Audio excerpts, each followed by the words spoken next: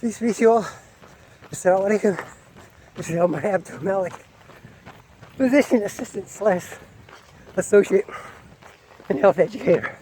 So I got up really late today. So it's evening. Thank you. It's evening instead of early morning. I rarely run at 8 o'clock at night. Anyway, I wanted to talk to you guys, or at least kind of invite a positive, non-insulting discussion about the opioid epidemic in the U.S. So, if you're following the news, you'll know that I think it was $26 billion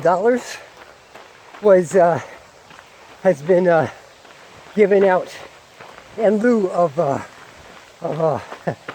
actual settlements for the opioids. You know, people who have died, family members of people who have died, presumably because of opioid addiction, and people who have had their lives devastated by opioid abuse. So, if I read the article correctly, articles, I've read a few, this money is not going directly to the people who have been injured by opioid abuse or their families. What it's going to is different communities who can engage in outreach services, prevention services, addiction services, and of course, I think we're safe to assume that the bulk of that money is going to some attorneys. So Johnson & Johnson Pharmaceutical, interestingly enough, the creator of one of the COVID-19 vaccines, was part of giving that money out. Them and some other pharmaceutical companies, but they're probably the most well-known. But I just find it curious that the money it's not really going to the families. You know, I don't know if communities who are devastated by the opioid epidemic are even equipped to set up infrastructure so they can have clinics and health education workshops and pay qualified people to address those needs. Now, I also find it interesting that I'm from Washington, D.C., so spent part of my childhood in Maryland, to be honest, but most of my life has been in D.C.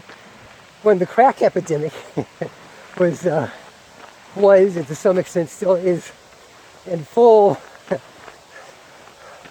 I guess it's full bloom, so to speak. It's a different demographic. It wasn't called an epidemic. It's called the war on drugs. For those of you who are old enough to remember the Reagan administration, and they would say things like, "Well, just say no." I was there. I remember, you know, drug addicts being arrested. Yeah, these people who hadn't eaten in days, or they looked really cachected because they were doing crack instead of eating. We saw a burgeoning of HIV in the black community, the urban community. I'll say the black / urban community, because you know, women and men were having sex, and this is from what they told me.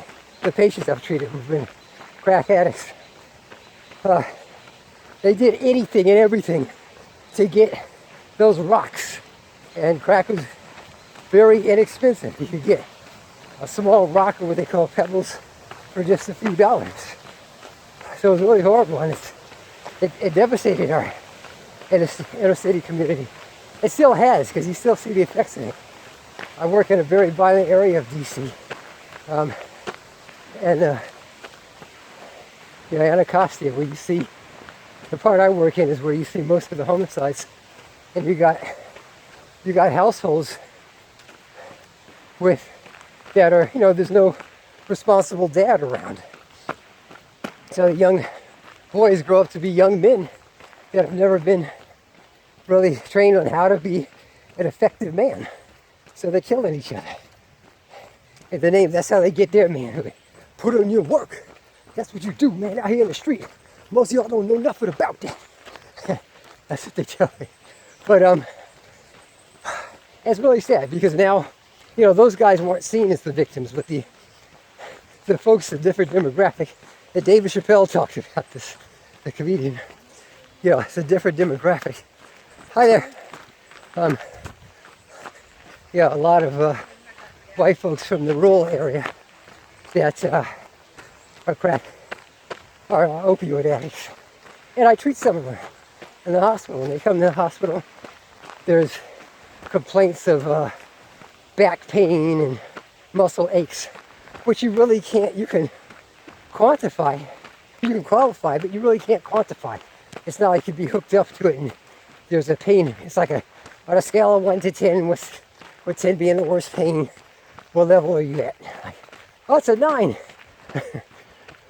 But there's no machine that we can really quantify a person's pain like you can with like a blood pressure cuff or a thermometer for temperature.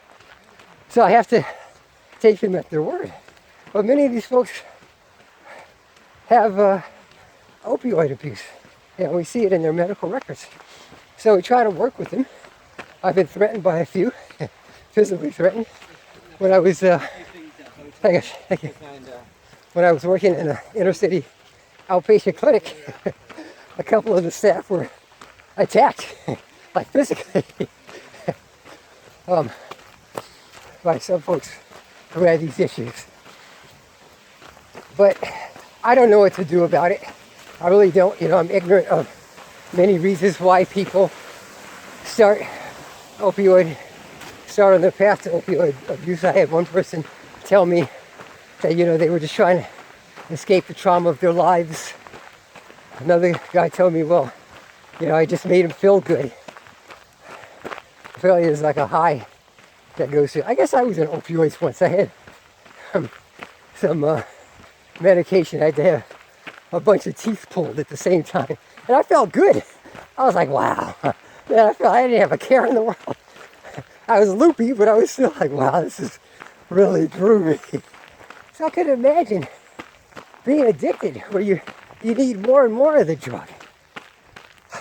So this money, this $26 billion that's being doled out by the pharmaceutical companies, I think it kind of shows where society's placing the blame on the pharmaceutical companies.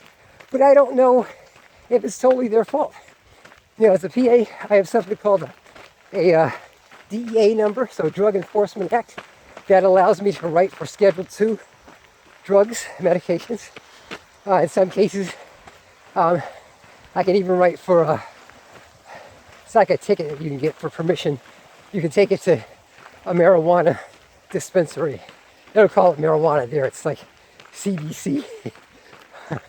But that's Schedule I. They're trying to get that taken off. But so, unfortunately, one of the biggest abusers of opioids is us clinicians, because we're able to get it. There was an unfortunate incident of a PA like myself who was selling it to people for cash. The cops raided this guy, his PA, in his wife's house. They found a bunch of boxes of cash, boxes of opioids, and it really made our profession look bad, unfortunately. But you've got doctors that have done similar things. So the fault is also on us prescription writing clinicians. We hear in the news about